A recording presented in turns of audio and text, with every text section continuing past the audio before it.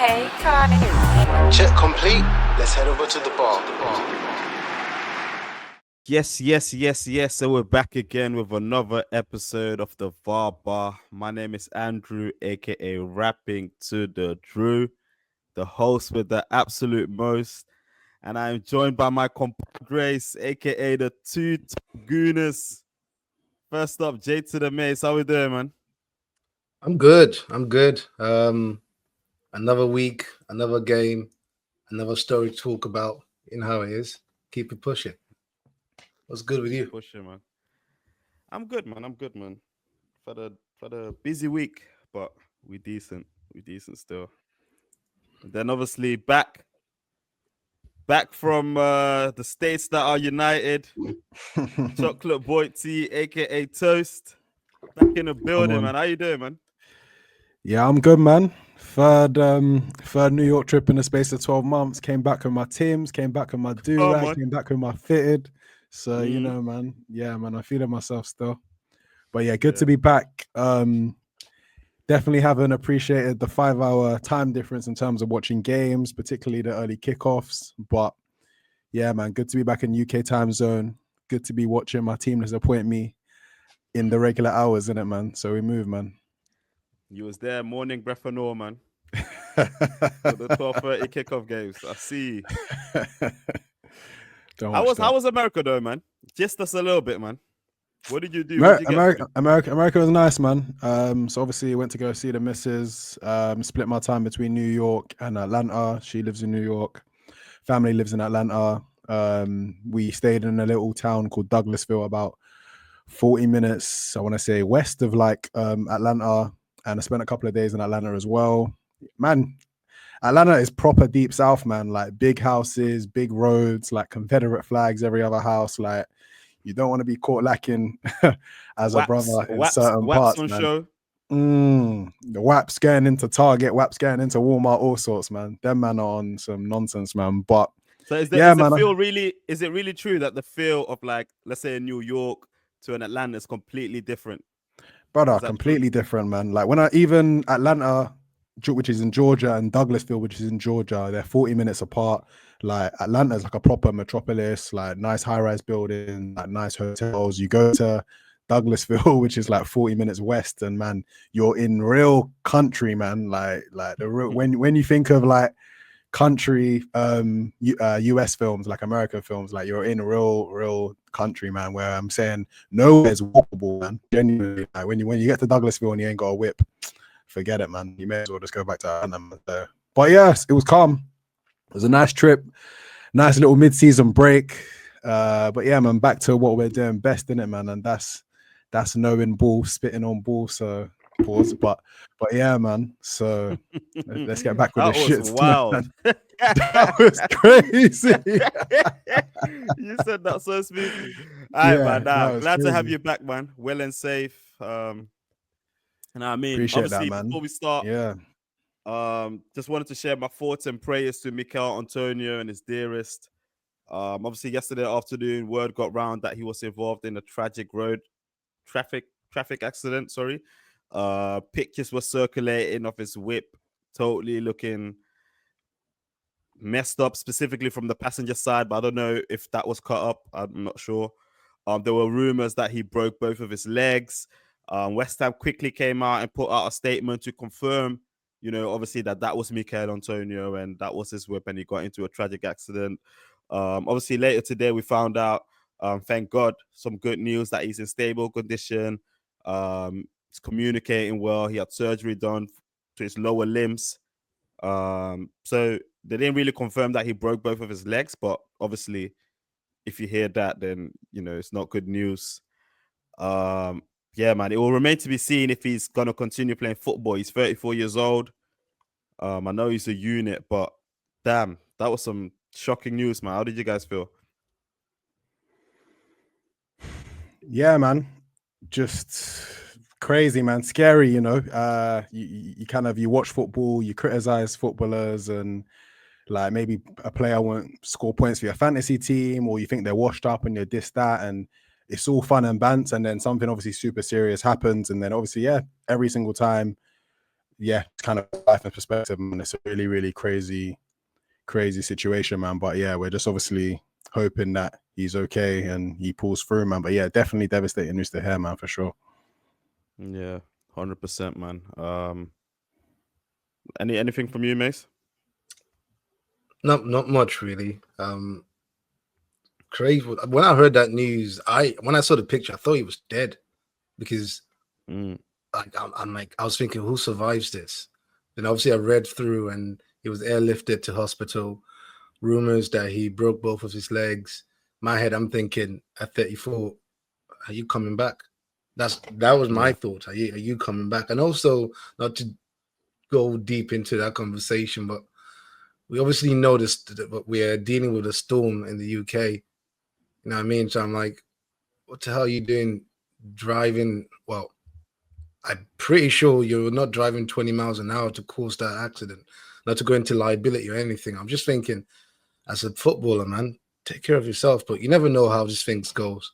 I was just trying to figure in my head, how do you a couple how do you years ago, avoid this? he's had an accident similar to that where he crashed into a yard. So he's got previous. You know what I mean? So this guy, yeah, I don't want to go into liability, etc. But you know, I mean, in my head, I'm thinking, like, how did we get there? Yeah. You're not driving 10, 20 miles an hour. That's no crash caused by that. So yeah, I don't want to blame him, but I just anyways, man, yeah, let's leave that. Let's yeah, leave as long it. as But yeah, he's as long as he's fine, good. Yeah, that's all that matters at this point. Yeah, man, 100%, man. Again, thoughts and prayers with the family, friends, and with Mikel Antonio, of course. But yeah, man, let's get to the shit, man, because we've got lots to discuss. A week where there were 2 game weeks of footy, of soccer, points to be collected. The games are coming thick and fast. It all kicked off this Tuesday, of course, with Ipswich against Crystal Palace. That game was won by Crystal Palace. I think Crystal Palace, they're starting to feel the vibe slowly but surely. They beat Ipswich 1-0, and I think yesterday they won their game as well, I think. No, sorry, they drew against Man City 2-2. So that's 4 points for Ipswich, which is very much needed because they were looking... Ipswich? My bad. Crystal Palace. That's 4 points for Crystal Palace. Yeah. Beating Ipswich on Tuesday and then drawing against Man City 2-2. So shout out them, man. I will touch on Man City later, of course, but shout out Crystal Palace doing the damn thing. Eddie and Nketiah 009 for those who are interested. Not going so well. Any thoughts on Crystal Palace or Ipswich? That's it. Hey, man, it's funny because obviously I know there was some discussion about Nketiah's valuation. Obviously, Mace particularly has some thoughts on that one, but I'm not going to get onto him too much because I think it's been a combination of lack of opportunity and obviously health and minutes and whatnot. So I think the jury's still out on obviously Eddie at Palace. Obviously, former Arsenal boy. I obviously hope he continues to do well. From Palace perspective, yeah, obviously a very good result for them, particularly against City, one that was kind of much needed. Yeah, man. So I think they just kind of need to keep on pushing really, because I think Glasner's feeling the pressure, man. Like when they scored that last minute equalizer midweek against Newcastle, I mean, Glasner ran up the whole touchline to celebrate with the team in the corner, man. So you can kind of tell that, the heat is on for my man, innit, man? But prior to that game, he received that if you don't win this game, you're getting sacked. That run was giving that, boy. Facts. So yeah, good to see Palace get a win, man. Get a result, sorry. Mateo on the score sheet as well against Ipswich. Munoz scoring again as well yesterday against City. Shout out them, man. And then obviously Ruud van Nistelrooy's Leicester City as well, doing good business in regards to where they're at in the bottom of the league, beating West Ham 3-1 on Tuesday as well. Goals from Daka, Vardy, El Kanous. And then today was it today they played? Yeah, today against Brighton, 2-0 down. Last minute 2-2 draw. The Cordova Reed. I mean, I just want to touch on Brighton there because Matt Sweefer, obviously, he played for Feyenoord. Bro, that guy was my dog, innit? So I thought, coming into the Premier League, he would do bits, man. But this guy has been criminal for Brighton in terms of giving away 2 last-minute goals where 3 points was on the board for them, man. So yeah, it's kind of it's a tough start for him in the league, man. But let's touch on Leicester and Ruud van Nistelrooy, man, because obviously at United when he did the interim thing, unbeaten, got a couple of good results. Now, albeit be it against West Ham where they won that game, and then coming from the death against Brighton, which were kind of fortuitous, but again, you know, he got the point. What are we saying? Is he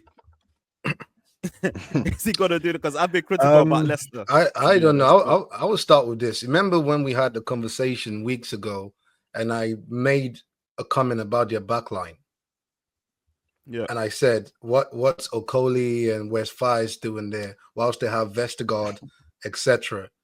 Right, and and apparently Vestergaard was injured, by the way, throughout this period. Van Nistelrooy's first game, Vestergaard is miraculously playing, and what do they go to do? They go to win. You have a ball playing centre back there that plays ball. That's how Leicester did well in the Championship with Maresca. They played ball. You understand? Yeah. So I guess there is right now there's kind of 2 things which you don't want to jump at. It's either the new manager bounce or the old manager was shit. Pick one. For now, I think it's more of a Van Nistelrooy just going back to basics with Leicester. This is how you played last season. It's common sense. Let's just play like that.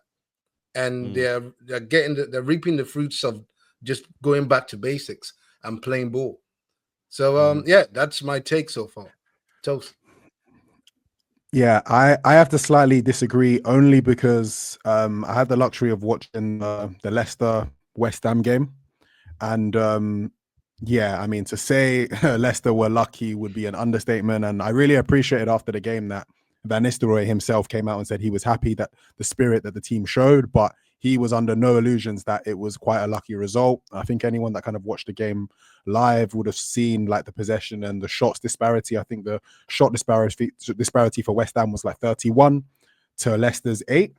How West Ham didn't get a result from that game was just absolutely like incredulous. But credit to Leicester in that game, they were very clinical and they took their chances. But like I said, the possession stats were like 62 to like 38%. The shot disparity was quite significant, and Leicester did happen to be very clinical. So you have to kind of give them credit there. But to kind of get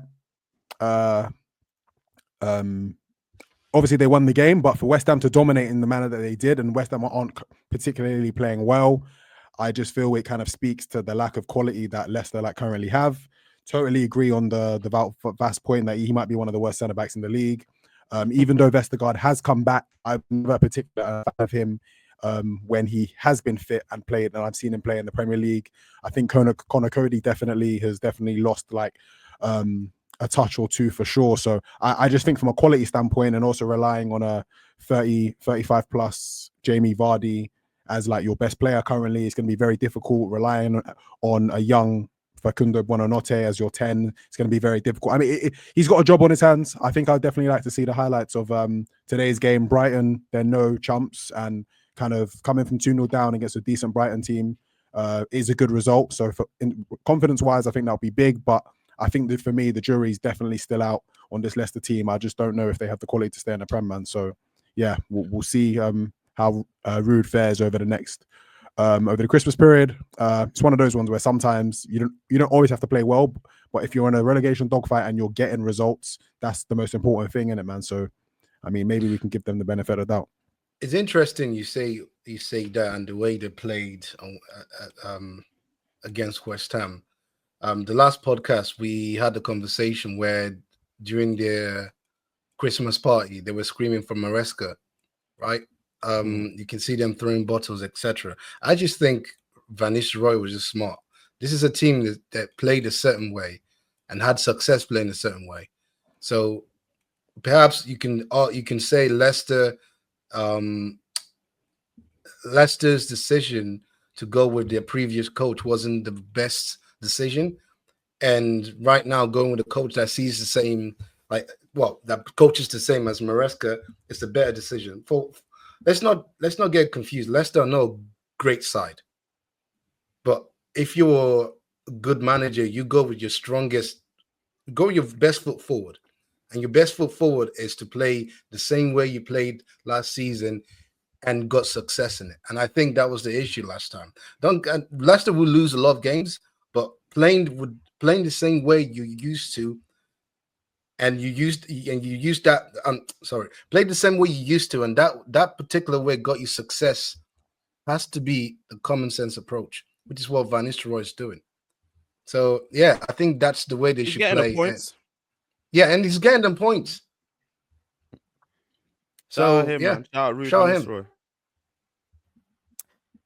So so the Everton game then.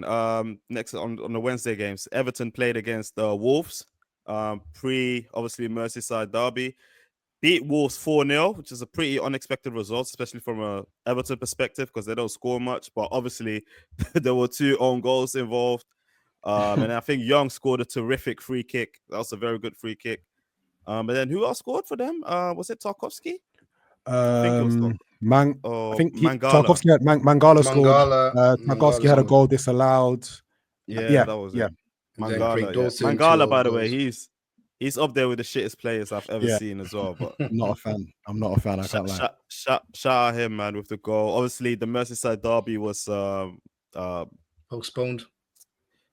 Sorry. Yeah, so obviously they didn't play this weekend.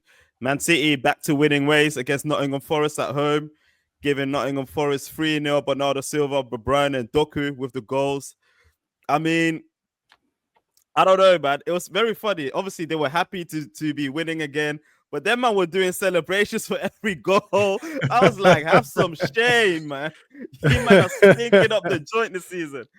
But you know what, man? I mean, I get the feeling from every level, like when you lose a lot and you finally win again, it feels good, no matter who you are. Anyway, so obviously they were feeling it against Nottingham Forest, but obviously against Palace, like we discussed earlier, they drew again, which I thought, especially the first half, Palace were good value to run away with that, to be honest. Palace, they were onto them, but City came back in the second half. But Rico Lewis, red card. I wanted to discuss that. I don't know if you've guys seen that. What are your thoughts? Because for me, second one, terrible decision. Second one wasn't a yellow, man. I'm sorry, and it's tough because for me in that situation, referees have to understand you don't have VAR for a second yellow. So if you're going to make that decision, stand on business and make sure it's the correct decision. Because if there had been a retrospective VAR check, which obviously there isn't for a second yellow, we clearly would have seen that his foot actually got stamped on as opposed to him making the kick. So it was a terrible decision in obviously a really important part of the game after he'd obviously just equalized. But to be fair to him, the first yellow was cynical, it was unnecessary, but at the same time, it definitely wasn't a yellow for me, man. So City can feel hard done by for sure. Do you think, and I think I have the answer to this, do you think like refs take things personal in the games?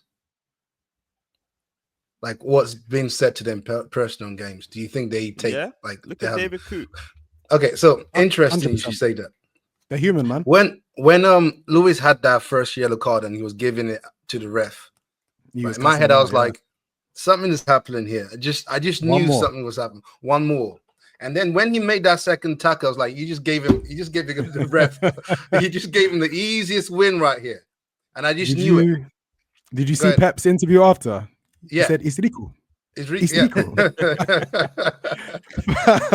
That shit killed me, man. Like, but so I mean, Mace, like refs they're humans. I'm sure they read the blogs, they read newspapers. Like when dodgy decisions get given for bigger teams and not always given for the smaller teams, and we all know it happens, like we have to keep it 100. Like there's definitely a factor of, no, it can't be a penalty because maybe it's Liverpool or it's City or it's Arsenal. Or when, let's say, it's a Wolves or a Southampton, they win a penalty. It's Wolves, it's Southampton. No, we're not going to give. I mean, for me, I mean, I'm not saying anyone's out here cheating. I mean, obviously, David Coote, we don't condone any of that. nonsense, talking on teams. It's just completely unprofessional anyway. But I mean, to say that things aren't personal in a game, for sure. If someone's cussing you out on the pitch, your head's going to be hot. It doesn't matter what profession you're in. Do you know what I mean? So, yeah, man. Yeah. But sure, I get that they're humans, blah blah blah. But surely, if there has to be some sort of psychiatric test to be done on referee before you become a referee, that you need to be able to block those things out, bro. You need to be, you know what I mean? But I think in them situations, it was kind of like you put me in a position to do a madness. I'm gonna take that. Yeah. Unless he cussed his mum or something, I don't know. But shout out Rico Lewis. Man City, man. Let's talk about them because obviously still early doors. We're in December now, game week 15. They're currently 8 points behind Liverpool. Liverpool for game in hand can potentially go back to 11 points after obviously Liverpool drew. What do you guys think they can still climb that mountain? Because I said obviously 9 points for Arsenal is not doable, but City 11 points, is it doable for them? I've got an answer, but I want to know what you guys think. I'll leave this one off, man. They're not going to catch Liverpool. This City team are just scandalous defensively. Watching like the match of the day analysis really showed me everything I really need to see and everything that we've been seeing from City all season. I know Rodri's actually missing, but when you actually look at City at times in transition, there's actually just a big hole in the middle of the park where a defensive midfielder should be. Obviously, Kovacic is obviously not available at the moment, so obviously that's had a big impact. But I think Liverpool are particularly playing too well right now for that gap to be caught up. And I also think City are just simply not defending well enough to win enough games to kind of claw that gap back. I mean, Pep Guardiola's won 6 Premier League titles. He's won a Champions League with City. He knows how much of a monster City are. He knows what his team is capable of. After the Liverpool game, he ripped the title off, man. And I mean, if you're not going to take Pep's word for it, I don't know whose word you're going to take for it, man. I think they're out of it.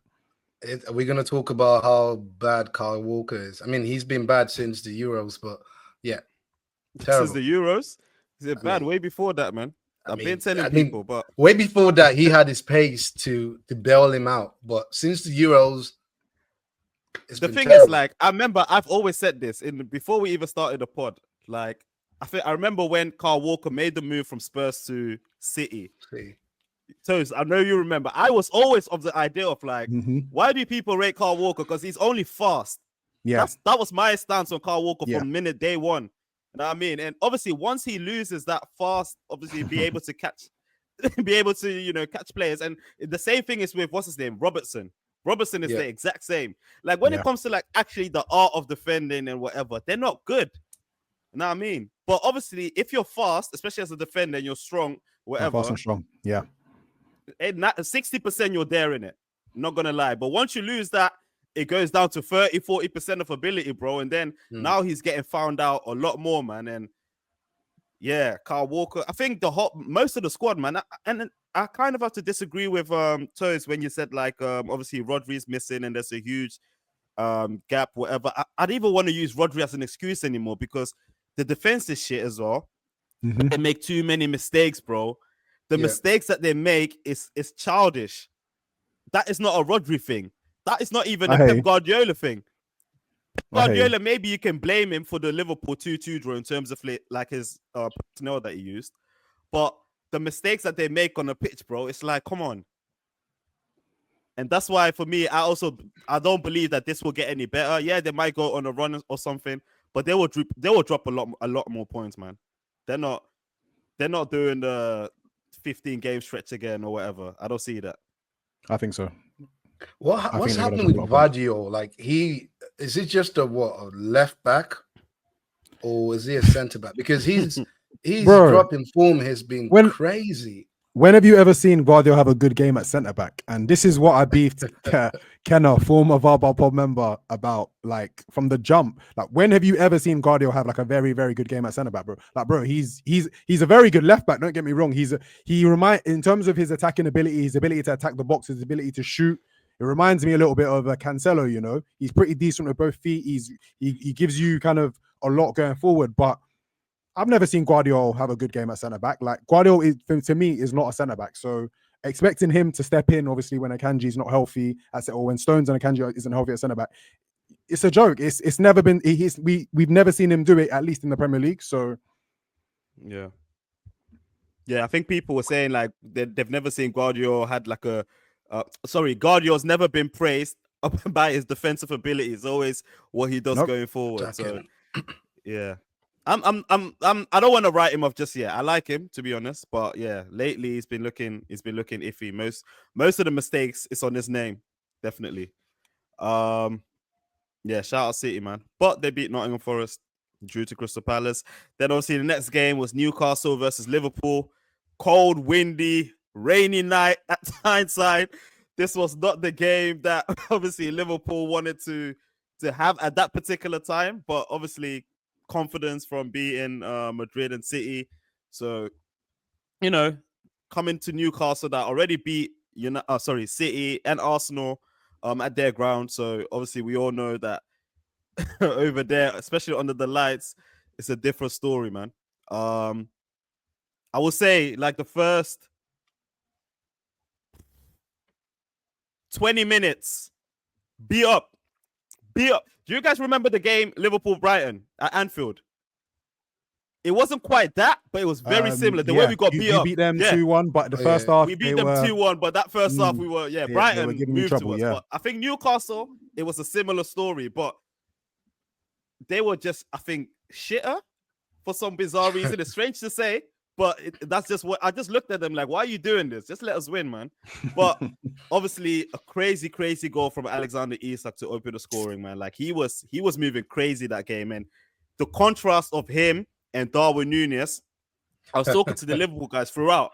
I was like, how is a mid-table team got a way better striker than what we have at your top of the league? It was a stark difference, bro, in what he offered and what he did on his own to what our striker was offering. You know what I mean? So that was point number one I made. Point number two, the physicality. Obviously against City and against Arsenal, we saw how they dominated physically against, both these teams. So against us, it was a similar story, specifically in the first half, where like Gravenberg, who he's usually been stellar this season, non-existent. McAllister he could have scored a couple of goals in the first half, non-existent. Curtis Jones, Tosa's boy, non-existent. We just got bullied off the park, man. But one thing that I really like about our team this season is like I said, in-game adversity. We know how to respond well, and I think that's a Slot thing where every time he knows how to move the positions.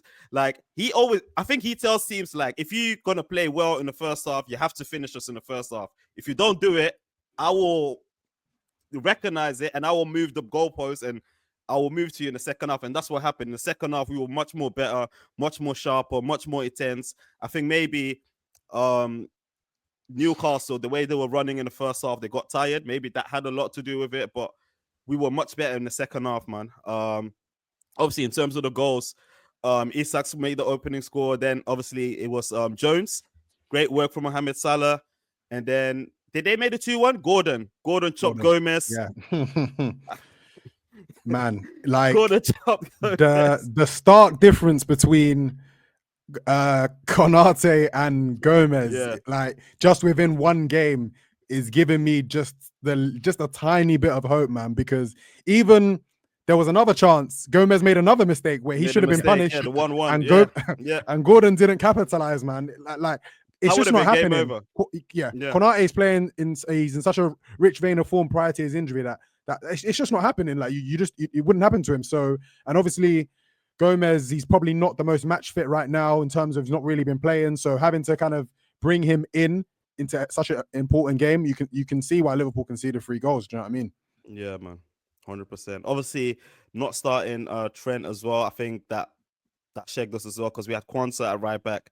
He was also not. I think Kwanzaa, in terms of defensively, he's good, but like decision making on the ball is absolutely terrible. Like that's his Achilles heel, man. He's not like a top 6, but I think like he's not secure. No. Yeah, he's not secure. But like for a lower team, I think he'll be a very good defender. Who said he's gonna be an England call-up? Man, like if I start wheeling off the amount, you know what? It's early in his career, innit? So let me not even condemn Quanta already. But hey, he gets in the squads though. He gets in the squads. That's all I'm saying. He gets in the no squads. Comment, man. No comment. Obviously, I mean, you can't Mohamed really. Salah. I was gonna say you said a lot of things about Slot and how he makes you play good, etc. But you can't finish that statement without talking about how Salah was so vital. I was gonna go there. Yeah. I mean, I was gonna say Salah has to be the first thing said because that game proved to me how great Salah is. Because I don't think just that game. No. See, my enemies. Let me explain. Let me explain to you. Game week by game week. Let me explain to you why. Game week by game week, bro. Let me explain to you why. Because it's Newcastle, and you said Arsenal has been there, City has been there, etc. Right? And I know for sure that if Salah wasn't there, that game wouldn't have ended the way you think it would have. I think Newcastle wins that game. And for me, I was watching the game on my phone, and it was 2-1. I was thinking, game done. Not game done, but this is going Newcastle's way. That's what I was thinking in my head. Like, I'm going to look again in 10 minutes. It's going to be 80-minute, 85th, game done. But of course not, because you have Salah. Salah scores, and you're thinking 2-0. Okay, cool. We can draw. They can draw this game. Good for us. Like, it's going to be advantageous. Fuck no. Salah scores the third goal. And if not for Kelleher's mistake, that would have been a win. And for me, there's not a lot of players that can be so decisive in the Premier League at the moment than Salah. It used to be KDB. KDB's getting older now, and obviously he's injury prone. That's going. No other player perhaps coming up. You can say Saka, but he's very young. Haaland is obviously going through a patch as well. But Salah is always this season, and I'm looking at this season as well. Salah has always been consistent, and it's just great. And this game just showed me how if we're not careful, Salah will win the league for Liverpool and leave, and that's how great he is. I think he's probably aiming for that. But anyways, move on. I wanted to talk. So obviously you've done it for me. So Salah with the 2 goals to bring us 3-2. So now we're thinking game done, see it out. Kelleher, it was a mistake. We have to be honest. It was a mistake, but no one is blaming Kelleher for the draw. He's been brilliant for us. Even in game, he saved us. Yeah. In game, he saved us. But Mohamed Salah, man, like you said, man. Of course, he's like you said at the 2-1. He was probably obviously Trent and Szoboszlai came on, and that added a different quality where we were now actually playing soccer, and Newcastle couldn't contain us. But Salah, I don't know, there was one more chance that he had that he hit the bar where he hit it with his right foot. Yeah, that would have been a sick goal. You know what I mean? So he kind of carried us, and he's been carrying us because there's a graph out there that without his goals, we would be with United 12th, 13th, and that's how mad that is because it's true. He's played the way he's going. They're saying he's performing better than his debut season where he scored 32 goals. So obviously, I saw a stat the other day that said that so Liverpool have scored 29 goals this season. He's been involved in I think 21 of them, either goals or assists, which is just absolutely insane, man. That's literally just shy of 75%. He's playing at just an unbelievable clip, man, and like he looks like head and shoulders the best player in the league right now. And he's a big reason why obviously Liverpool are kind of churning these results. I'm not gonna lie, when Salah swiveled and hit it in the bottom corner and Liverpool came back, I thought Liverpool were gonna win after coming back twice. I was almost ready to concede the whole thing, man, because it's not even just bro, it's the manner. It's the manner of the comeback. Like, you're 2-1 down in a tough game. You've weathered the storm against a good Newcastle team, made it 2-2. Just to add insult to the injury, you score again. I'm like, and it's one of those ones where I saw the way the Liverpool players reacted when Curtis Jones scored. Like, they got gingered, you know what I mean? There was like, okay, this is our chance now. We're feeling confident. Then Gordon scores again. And then Salah makes it 2-2. They grab the ball. You see that they're ginger. Like, Liverpool are playing with such confidence that even when they do concede that second goal or that first goal, they feel like, whoa, it's going to be a shootout today. If it's going to be a shootout today, then we're going to score 3. If you score 2, we're going to score 3. If you score 3, we're going to score 4. So Liverpool are just playing with that sort of confidence. So I think really, like, the Kelleher mistake was massive for Arsenal and City, man. I'm not gonna lie, just from a confidence perspective, like, because to see Liverpool, if Liverpool had won that game, the confidence again they would have taken from that game, man, it might have just been an unassailable lead, man. But I think what Arsenal fans right now are hanging on to is obviously the fact that obviously Liverpool drew the game, number one, and obviously Konaté's gone down and Liverpool finally looked vulnerable. They conceded 3 goals, which has been pretty much uncommon for them all season. I think they'd only conceded 8 in all season prior to that in 14 games. So man, we have to take some homage from that and just see what Liverpool have next, man. Really, yeah. To be honest, man, I will shout out. What's the storm called? Darragh, wherever the storm was called, because we weren't confident about getting 3 points against Everton. I mean, knowing that the circumstances coming off the back of, obviously we played well to get a point at Newcastle, but it's 2 things, right? Like the manner in which you give it away can shatter your confidence, and thinking, we're missing McAllister, we're missing Konaté, we're missing Jota and all them, man. And I mean, this was a blessing in disguise for us, man. This was like, thank you. I was like, thank you, to be honest, because I think Everton it was going to be a difficult game again against Everton. And now the Everton game will be postponed. I'm hearing it's going to be postponed to the 1st of January or something after that. Hopefully some of our players will be back. And I think Everton will be more vexed about this game being postponed than us, because they're thinking this is where we can hit Liverpool. This is the best time to play Liverpool, you know what I mean? But it's also the last Merseyside derby at Goodison Park, so it would have been a good send-off. They would have been up for it, man. Yeah. So, yeah, man. But anyways, either way, whenever that's getting played, it will be a difficult game, man. But I still count ourselves as the big winners of this weekend without playing a game, but we'll get onto that very shortly. But let's talk about the other big winners, which is Chelsea. On Wednesday, they beat Southampton 5-1, absolutely put them to the sword. Disasi, Madueke, Nkunku, Palmer, Sancho, all getting goals, all eating. Jackson is in my fantasy team. Back-to-back shootouts for Chelsea. No goals or assists for him. Nowhere to be found, boy. He's a pagan. Obviously, today they beat Spurs 4-3 in a pulsating game. Very good game. It's one of my favorite games this season, to be honest. 2-0 down, but we all knew that Spurs was going to give it away, man. And before we touch on Spurs, I want to just talk about Chelsea, because now they're, I think, 2 points clear of Arsenal in second. Yeah. 2 points? 2 Yeah. points clear 2 of points. Arsenal in second. I've said it many times. I've said it to Shalom as well. Start of the season, I did not give these man anything. Like, absolutely. Not even like top 4. How do we see Chelsea? Because obviously people are saying, the defense will let them down and they're looking vulnerable. They don't have enough. But really, in terms of like, minus the defense, they do have enough in terms of depth. They very much do. But going forward, they do. And also, forward, they definitely do. Yeah, that pivot of Lavia and Caicedo is so important. You know what? I was at my Christmas party the other day. What was this? Friday. And we're obviously talking football. You know how lads are talking, who do you support? Rah, rah, rah, rah, te, te.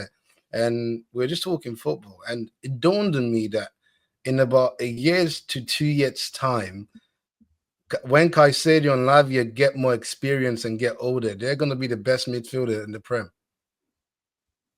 Caicedo especially. Lavia is very injury prone, but Caicedo, man, I told you guys.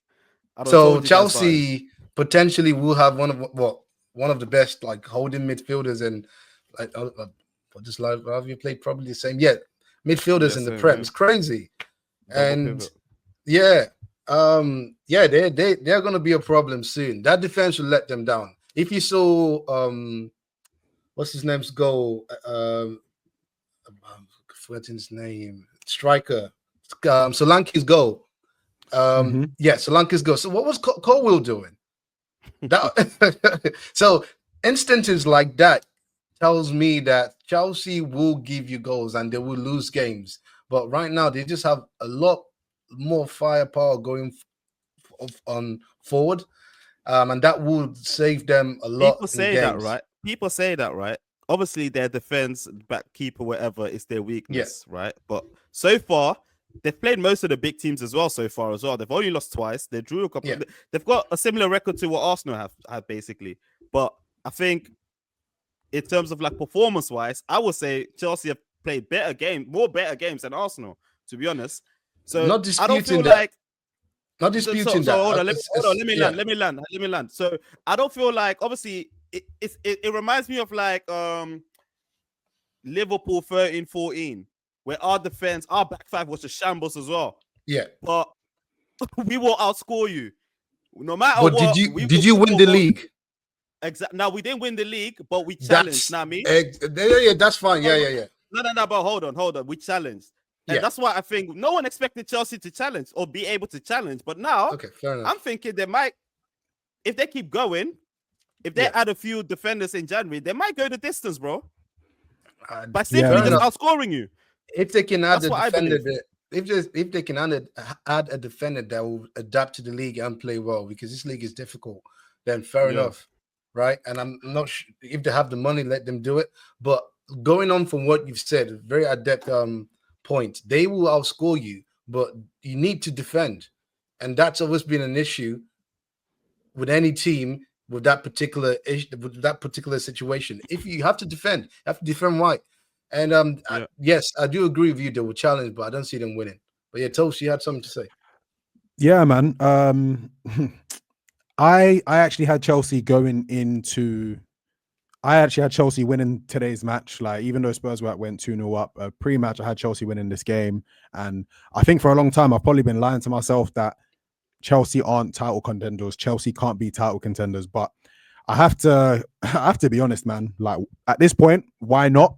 I know we're only 15 games in, but they're playing well enough they're playing well enough, especially offensively, to challenge for the league. I still have a lot of questions about their defense. I think having a really good double pivot will kind of consistently playing and healthy will definitely protect the shortcomings that they have across their back five. But let's keep it a buck now. They've only lost 2 games this season.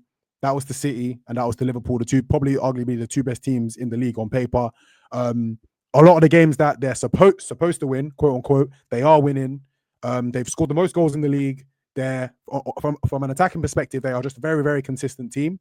In a game against Arsenal, which should have been a difficult game for them, they came away with a really, really commendable point, you can say. So at this point, if people want to say Arsenal are definitely title contenders, why shouldn't Chelsea be? Like, the only thing you can really say is obviously Arsenal have finished back-to-back second place. Arsenal have essentially got the t-shirt, quote unquote, in being in the title challenge, and this iteration of Chelsea haven't. But Cole Palmer has 11 goals, 6 assists, and when we're talking in 15 games, like, he's playing at like a PFA player of the year level again. He's so consistent, so good. You've got Nico Jackson with 8 goals, which is pretty much a 1 and 2 record so far this season.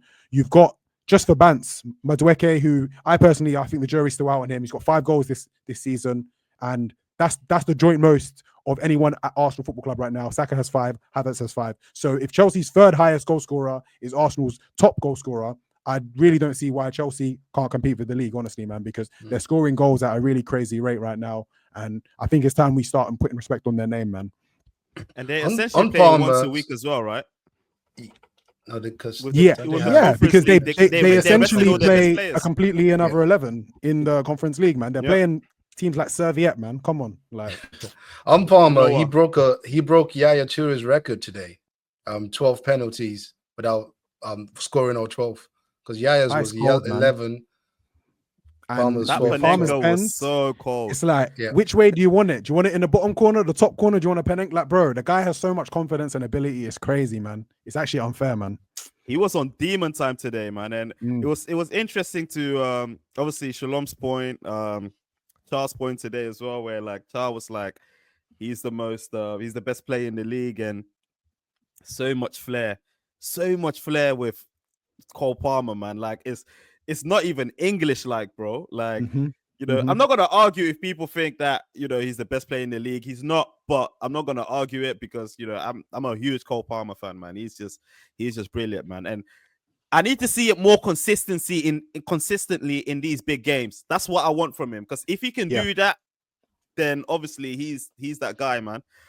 Just one quick point. Obviously, they got 3, you know, City quote unquote rejects that are hooping for them at the moment. That all 3 of them would start for City now and do a job. Lavia, Sancho, not sure, but maybe Sancho, Sancho and Cole Palmer, man. And low key, Tosin used to play for City, right?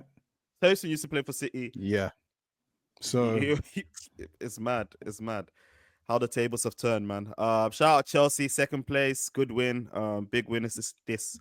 I think they're the biggest winners actually, because Liverpool, we still need to play our game. So if we lose, it's 4 points. Arsenal versus United. This is the age-old klassieker, I would call it, the Premier League klassieker. Arsenal United obviously gave us great games in the past. One of the top teams of the original Barclays Premier League. But nowadays, it's a complete different story. You know, one of them seemed to be on a resurgence in terms of competing. The other is in the middle of nowhere. Like, I don't even know where they are, to be honest. Well, yeah, let's stick with Arsenal, because obviously today, on Wednesday, you beat United 2-0. And then today you drew with Fulham 1-0. Now, let's start with the game against United. Again, I remember pre-game, me and Mace were talking about it. Every time, not every time, but when you guys have been good again, the games against United, for some reason, you guys can't done them. It's always been tight, whatever. And again, it's the same. Is that frustrating to you guys? Where I know you guys want to give United a 4 or 5 piece, but for some reason, it's not happening. Yes, basically after that 8-2 defeat, I've always wanted to reply. That's basically where that frustration stems from. That 8-2 defeat really burned us. It's so irritating, bro. Because in the era where they were dominant over us, they used to work us, man. Like quick 2-1, quick 3-1 here. Obviously, the 8-2 obviously always stings. But for some reason, even in these games that I'm so sure we're gonna win, it's never like a really dominant, like we are just miles apart from you. I don't even know if it's a mental thing at this point. It's very, very irritating for United to be still in these games, like to the very last moment of the game, man. But having said that, I feel as if the last couple of games we've played against United, just in terms of the way, in my opinion, they've set up, I feel like the outcome has always been inevitable in terms of an Arsenal win, particularly in the game at the Emirates. I felt that way for the last 3 seasons, and yeah, man, I'm definitely ready to touch on the game, man. So okay, so let's I think both games not similar, but in terms of the way you're creating chances, the way you're going about scoring your goals, have been similar in both games, to be honest. And if we touch on the United game, obviously it took 2 set pieces. Stoke FC is coming out. Arsenal fans are now wearing as a badge of honor right now because you might as well, you get me. But for me personally, I said it in the last pod as well, I feel like it's a at this point it's a differentiator, but is it sustainable? That's what I don't know. I don't think so. But you do it quite a lot, and it's quite potent. Specifically, if Gvardiol is local, it's pretty potent. But again, how did you guys see the performance against United first half? Because people are saying you guys probably didn't deserve the win, or it was more of a draw than a dub. Who are these Amorim people? Amorim was saying that if it wasn't for the set pieces, it would have probably been a draw, or the set pieces were the difference. How did you guys see it from a Gooner perspective? Yeah, but who are these people? I just want to know, because that would inform my response. Yeah, I mean, I saw it just even pundits, various like the Dutch pundits, they were saying it on Twitter. I've seen a few people saying that as well. Okay, that's fine. So if we look at the corner statistics, we ended that game 13 corners to 0. 1 or 2 for United, or 0. I can't remember. 0. Yeah. I was trying to remember that De Ligt header. It came from a free kick. Free kick, yeah. Yeah, and that more or less informs how we attacked United to get those corners, right? Okay, if you look at Amorim's tactics, and you know what the interesting thing is, that was the first game in 2, 3, 4 seasons that I thought United has a plan. They have a plan. They're coming here to play a certain way. They're playing. They're containing Arsenal. They're being hard to beat. Fair enough. I'll give that to Amorim. Straight away, you can see there is something there with United. But it was a different story attacking for United. They had nothing going on. So the first half was very much United containing us. But the second half, we stepped it up a gear. And because we stepped it up a gear, we won corners. And of course, right now, we're Stoke FC. And yes, are we going to wear as a bad? Of course, because it's getting us goals. And any other team that probably employs the same thing and it works will wear as a bad because it gets you goals. So 2 goals from a corner kick, I'm happy with it. I mean, the bigger question has to be asked in regards to Arsenal going up front at the moment. It's really dull. And for now, I think what is helping us is our set piece. Our set piece is the star, like, and the X factor. But without a set piece, would we have scored a goal? I'm not sure.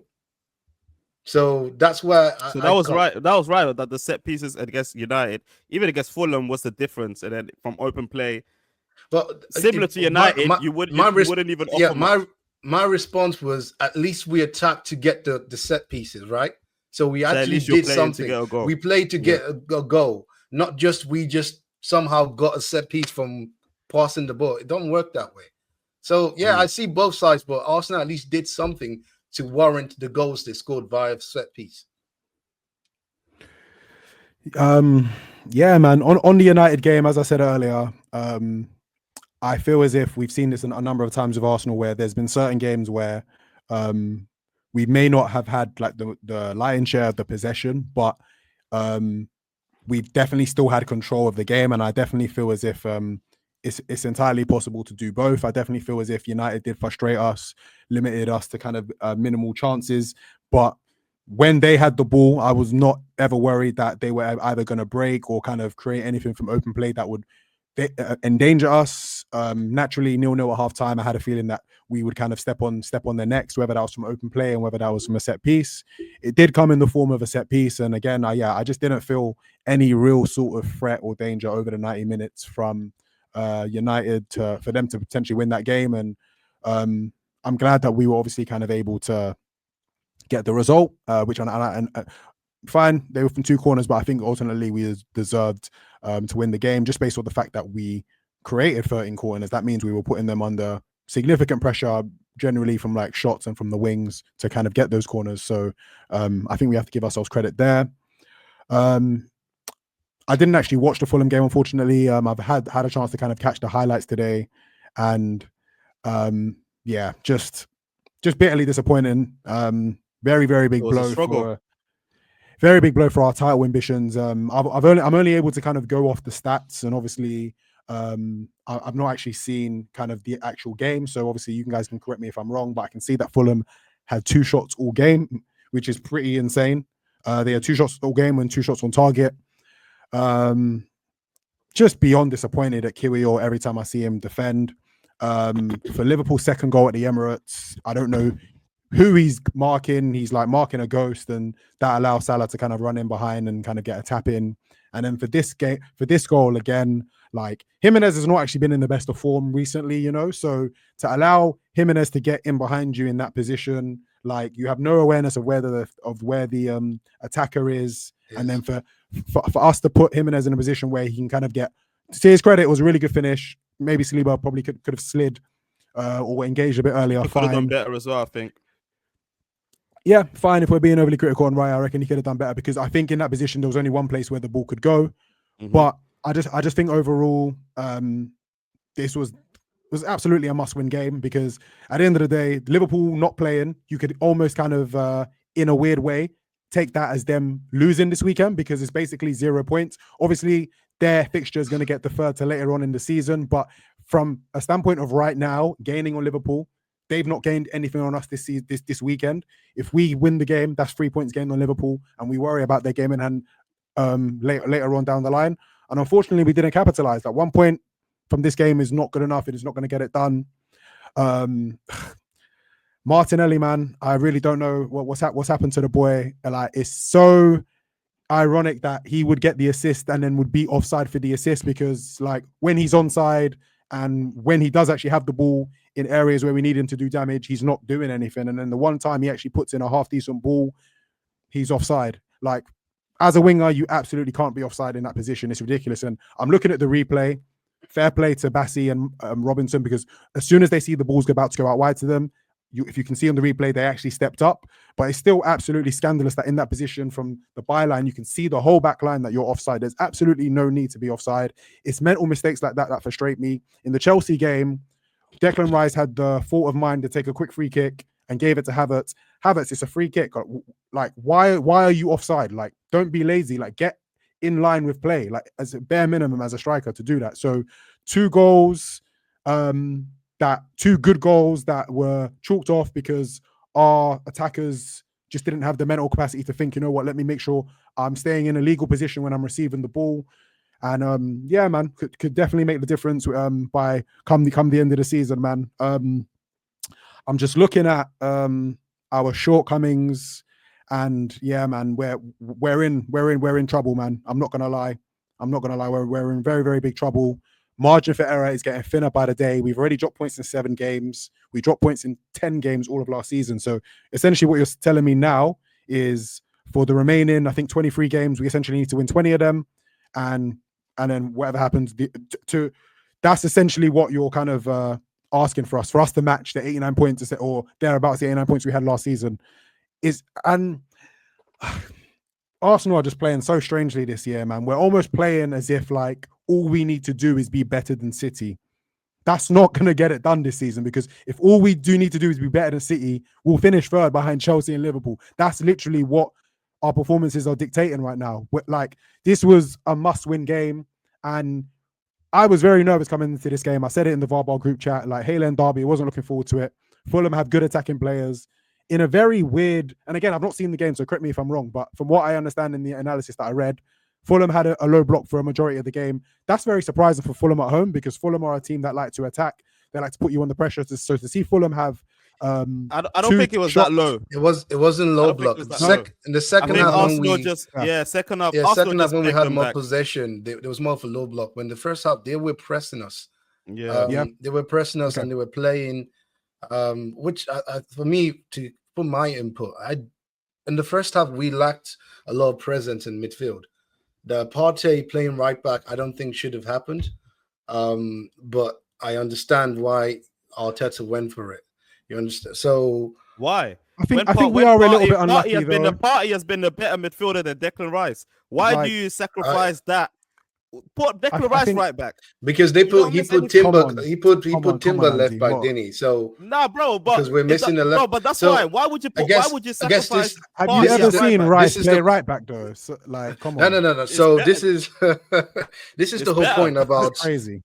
People are questioning Arteta's, I guess, stubbornness, that he prefers people that he prefers, and he doesn't have a bone of just saying fuck it, let me just play players because they balance my team. Because on the bench we have Tierney. I mean, if you want to be a bit radical, we had Miles Lewis-Skelly, who Arteta actually converted into a left back. However, I think our biggest issue in that game was the lack of a striker, because Havertz was totally terrible that game. I didn't see him hold the ball to bring the players in. I didn't see him make runs or make attacking runs, dangerous runs that you think, okay, now the both centre back, Bassey, etc., have to think. None of that matter. None of that happened. And the issue, I guess, which I put in the group chat, was it's not really Havertz's fault, because he is a midfielder who's being converted as a 9. So you don't have that natural instinct to do what strikers do. Sorry to cut you, Mace. Andy, who's Liverpool's left 9? Who's Liverpool's left 9? Who would you say plays there the most? Left 8. Jones. Now imagine Liverpool playing Jones as the 9, basically, because we signed Havertz to play the left 8 position, to play in midfield, and then basically now it didn't work, so now we've converted him to play 9. Imagine Liverpool signing a player like Jones of that profile and then having him to play. Like, I don't actually think people deep how much in hell Arsenal are in, man. Like, I'm watching the Jimenez goal and I'm thinking Havertz can never do that because Havertz doesn't even have the pace. He doesn't even have the movement. If that ball goes into Havertz, he's probably going to check probably back. give it back to Odegaard because he doesn't have the pace and he doesn't have the movement. Like, I'm looking at the top scorers list. Like, Arsenal don't have not one player in the top 10. Like, we've got Vissers, we've got the Laps, we've obviously got the Salahs and the Haalands and the Palmers right at the top. Like, it's just it's hard to it's honestly hard to compete with this forward line. But it's our fault because we signed Havertz as an 8, as an attacking midfielder, and we're now resulting to playing him as the 9. I think last summer you had a chance to go and get a 9 as well, and had a chance. Still ended up Calafiori, Sterling, that purple patch. And also, remember that summer when we were in for Bruno G and we didn't get him. Partey got injured. We finished we didn't finish top 4. So there are transfer windows where we should go do the right thing, but we're so hesitant.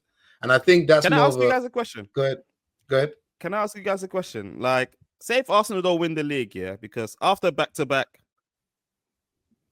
let me be respectful, not call you first losers, but after back-to-back second place finishes, obviously the natural step is to win the league this season. Not even agenda, but that's just the natural step.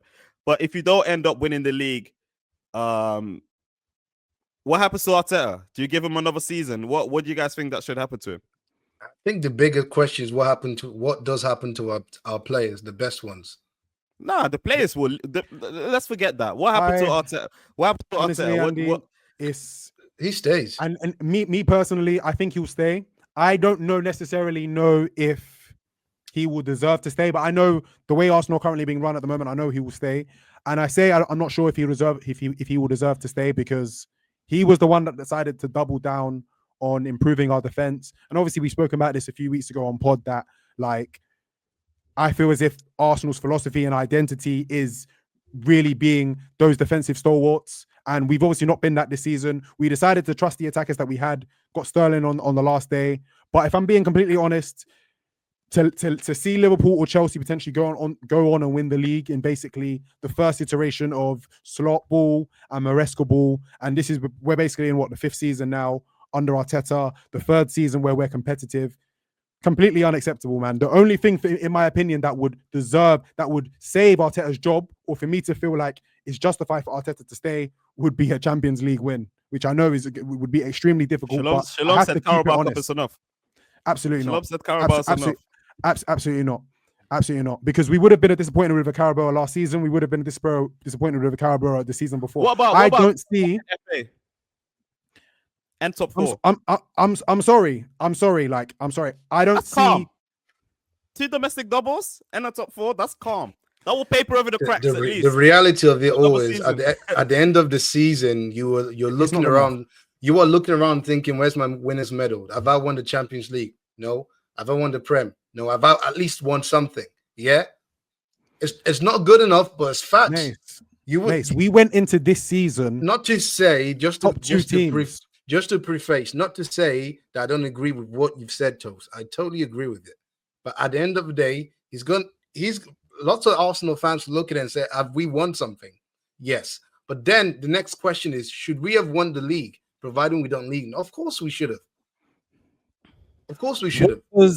My issue is, what does, in this iteration of Arsenal, where we are right now, this championship window, what does a FA Cup or a Carabao Cup do for us? It shows we've won something. That can't be our ceiling, though, Mace. I get it. I get it. The iteration of Arsenal, it can't be our ceiling. Okay, look at this. The thing about, you have to understand this. The way people look at us right now is they know we've improved as a team. So the next best move is, what stick can we use to beat Arsenal with? right? This season is the set piece FC, Stoke FC stick, right? When we didn't win anything last season, it was like you played so good, second losers, you haven't won anything. If we proceed to this to the end of the season and we don't win it, it's going to be that big stick. You haven't won anything, second losers, da. So essentially, the way I see is, and I don't agree with this. I don't totally agree with it, but Arteta has to win something. He has to win something this season. Whether it would be enough, let's wrap it up, guys. Let's wrap it up. I think my final point, Mace, is on paper. I understand there's been a lot of talk that obviously since that first season he's not won something and he needs to win something. But amongst Arsenal fans, will know that it's not good enough. I think everyone in the club will know it's not good enough. So it's as simple as that, man. It's Champions League, the league, or bust, man. I'm not gonna lie to you, man, because next season everyone is coming for us. Everyone is improving. Like we have to capitalize on this window, man. Yeah, just to summarize, I think like I definitely agree with you. Obviously, like it should be the champs or the Prem for Arsenal this season. But I do think if you do a domestic double and finish in the top 4, I do think you can keep the opposition or the opposition fans off your back a little bit, because at least you've done a double. So you can say, okay, we haven't done the big 2, but we've done the cups. I think Liverpool had a season like that as well, where we didn't do the big 2, but we've done the cups and everyone was kind of off our back. You know what I mean? So both, not one of them, but if you do both, calm. And I think Arteta is justified to stay as well, in my opinion, if that happens. So let's say we finish 4th or 3rd. Let's say we finish 4th, actually, which is entirely impossible because City are 2 points behind us. Let's say we finish 4th and win 2 cups. You think that's a commendable season? No. Obviously, yeah, I wouldn't say it's like a flop of a season. I wouldn't say that. I would say obviously you didn't win the Champions League, but I would say okay, they've gone all the way in the FA Cup. They've gone all the way in the Carabao Cup. Fair enough. What about one cup, Andy? What about one cup? Let's say we just win one of them. Then that would not. Then corn will fly. Corn will fly with 2 cups is not given, man. And again, we're talking about a League Cup that I know we've probably not taken that seriously over the years, but we've not won it since the 90s. Like, is one cup really? Man, I don't even want to think about that right now, man. So shout out Arsenal. The season is still long. Remember, Toast, we're only in December. 15 games in. I'll catch you back in the new year, man, with that talk. Amen. We ain't really got time to discuss United in detail, man. But obviously they lost to Arsenal on Wednesday, and they lost yesterday. They lost yesterday to Nottingham Forest 3-2 again. Amorim, that guy, his facial expressions kill me, man. Like I said, yeah, it's that Donny Shaw, and I will keep asking this until he's sure, bro, because obviously earlier today, Dan Ashworth, the chief director, stepped up 5 months into his job, got him from Newcastle, paid his gardening leave, done the most to get him in, and now he's getting out. Obviously, citing reasons as there's too many people making decisions for him, and he doesn't really have a say, which is completely understandable. But then you think, why did you do all that madness for someone that's pretty respected in this position? I think maybe Arsenal can look at him now that Edu is gone, but yeah, it's a strange one, to be honest. But it's the circus that's at United, man. So long may that live, to be honest. Then United, where are they? 13th still. Damn. Perpetually in the bottom half, man. Perpetually. It's mad. Okay, so Aston Villa as well on Wednesday, they beat Brentford 3-1. I think they're back to winning ways as well. Cash, Rogers, and Watkins with the goals. Brentford with a loss. Away, Brentford are not that good, but at home, they are the best team. They're the best team in terms of home games, man, and best scoring team, and also most points collected at home as well. They beat Newcastle 4-2 at home. Obviously, Mbeumo, Wissa, of course, Shada again with the goals. Alexander Isak on the score sheets again. I think one of these top teams need to collect Isak, man, because he's doing nothing up there. I think if Newcastle doesn't make top 4, he's gone in the summer, 100%. He's not signing an extension, is he? a new contract. Yeah, he's still got 3 years though, so it will be bread. Whoever's getting him, you're paying. Yeah. He's still got 3 years left, but yeah, he's gone after the summer. Obviously we discussed Fulham against Arsenal today, 1-0, but they beat Brighton earlier this week as well, 3-1, good win. It will be with 2 goals. Baleba as well with a goal. I would say Alexander Iwobi. Do you think he has a he's one of the Hill End boys that may do bits in your current team? Do you think? Because you know what? Yeah, every time I see him, I like him still. I like the way he plays. He's very assertive. He's giving I never seen him play like this for Arsenal. Let me put it this way. You know what, man? I've just come to the conclusion that good players, they come in and they leave, but you have to be effective. And Iwobi's good, but I want to see goals. That's what I come down to. Which is getting 2 goals against Brighton. I mean, that's fine. ESR is good, and I'm an ESR fan, but I want to see you get goals. That's the differentiator. That Saka level. We've had a lot of good talent. But what's the difference between Iwobi and Martinelli at the moment?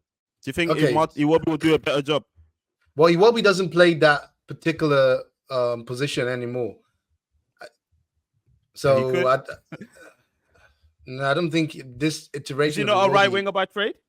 No, not really. I think he drops a lot deep. He plays the midfield and then the left side, left 8. Yeah, and then occupies the wing. But yeah, the way I look at it, man, is like, yes, we've had a lot of good players come in, but you have to be effective. And I'm done being this academy style football club where we have a love for young players, but they don't really take us to the promised land. And if you're not on that Saka level, I'm sorry, we have to sell you. It's just, that's my bottom line now. It's crazy because Saka was not rated as a good Hill End, and he's the one that's waving the flag at the moment. So see how it goes, man. It's tough, man. It's tough. Like the Premier League, we have to respect that there is levels. There are like the top 4, top 6 teams. There are like the other, I guess, 6 to 14 teams that are pretty much consistently in the Premier every year. And then there are the yo-yo clubs, and I very much see Fulham as a consistent Premier League team, maybe not a team necessarily challenging for Europe. This season could be obviously a bit different, and Marco Silva, to his credit, done a really good job. All that to say, I think there was a reason we let the Haaland boys go, the Reece Nelsons, the ESRs, Joe Willock, and the Iwobis, the Willocks. They thrive in those teams between, like, let's say 7th and maybe 14th place. But ask them to do a job in a top 6 team, it might just be a stretch too far for them, So I'm happy for Iwobi. I mean, I can't be salty about the fact that he's playing well now when we let him go, as opposed to the other way around. But again, I mean, yeah, I stick by the fact that we decided to let him go when we did. I thought he was okay at Everton. I don't think he particularly was like a needle mover, but I'm definitely seeing him now coming into his own, particularly this season at Fulham. And well done to him, man, because he's always been a player that's had great ability. So I think, you know what it is? I think what it is for some players as well. I think, like, some players, like, or most footballers actually, like, when they're between the ages of like 18 and 25, that's where they show their best selves. And then after that, they're off peak. But some players, they're really starting to peak at 27, 20, 26, 27, 28. That's where they really, because maybe that's when they're really starting to understand the game, their body, their abilities, what they can do, what they can't do. Like, I think that's what's happening now with Alexander Iwobi, where like now he's really understanding, his game and what he can, what he can do and his capabilities on the pitch. So understanding the league as well.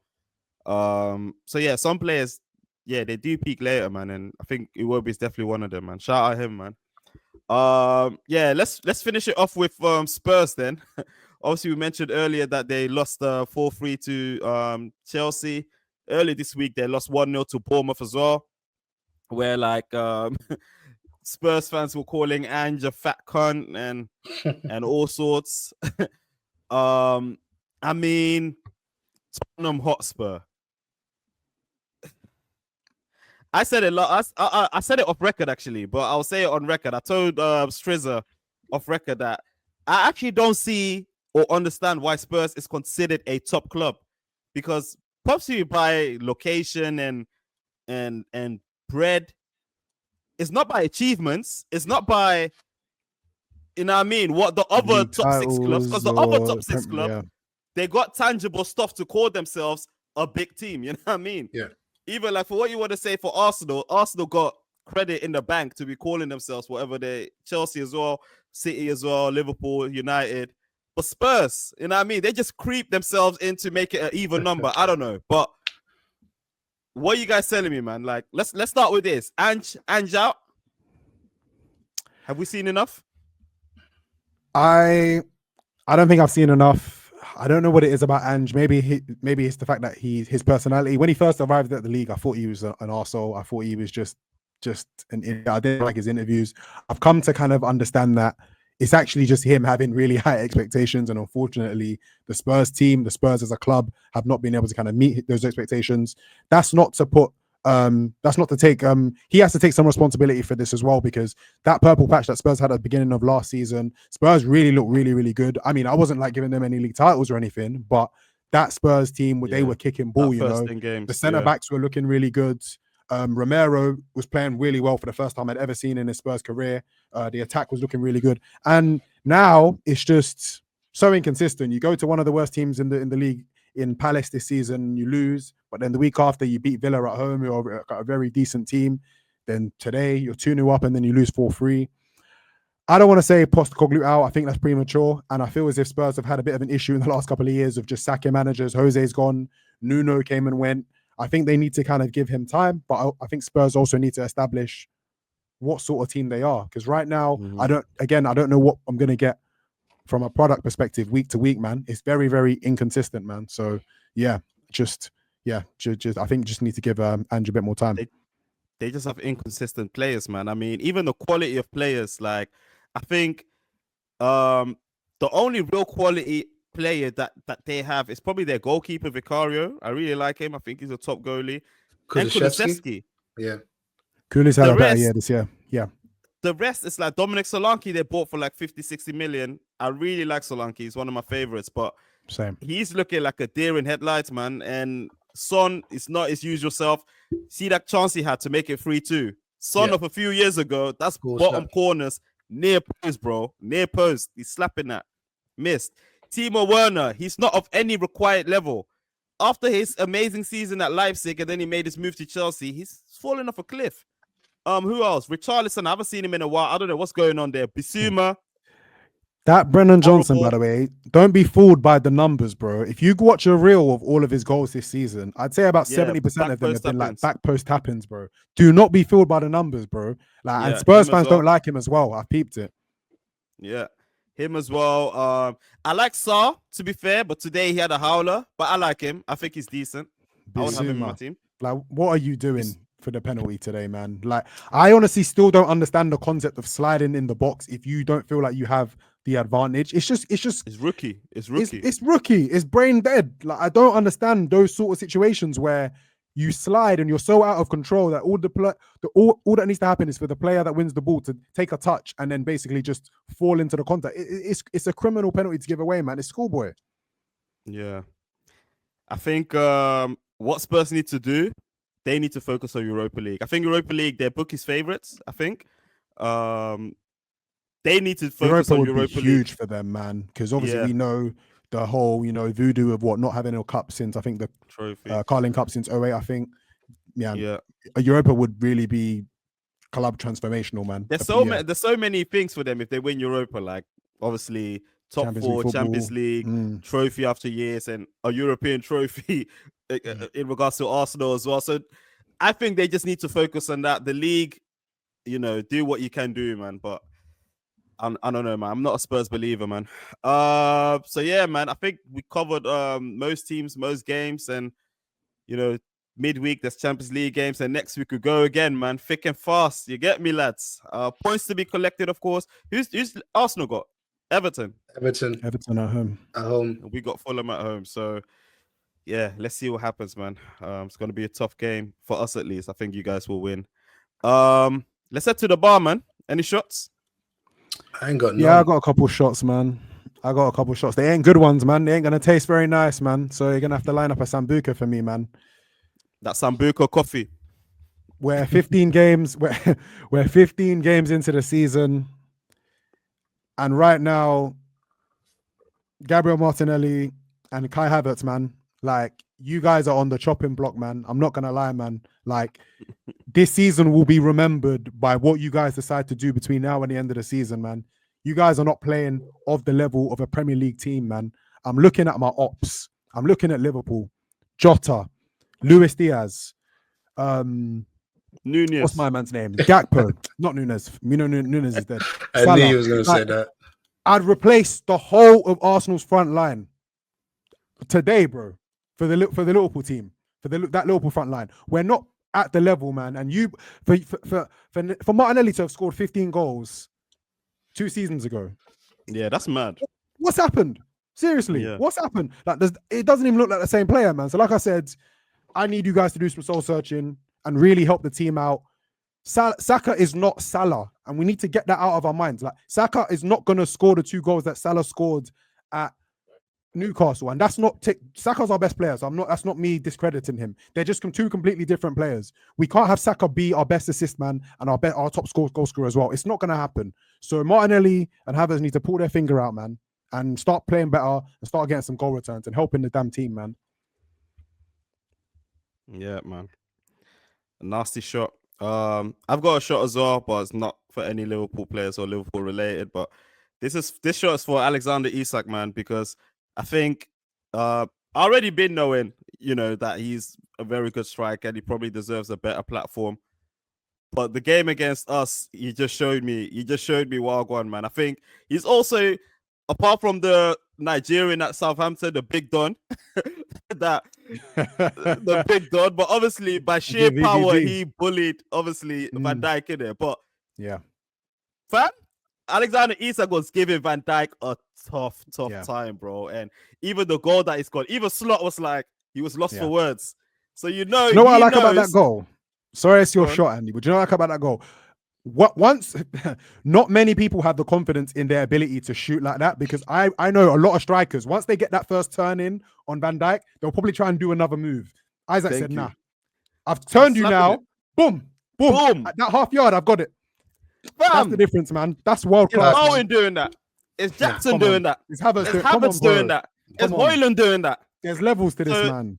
This is for me to. There's levels to this. Exactly. This is for me to say, man. Isak, man. Like, go to a better team, man. If it's not January, in the summer, man. Like, for me, like, obviously, I would love it if it was Liverpool, but just any, like, Arsenal, City. I want to see him, like, at a big platform and really showcase himself, man, because you're wasting your time at Newcastle, man. Like, obviously, I know they're Saudi back then. They might be the top dons, but there's too many good teams now in the Prem.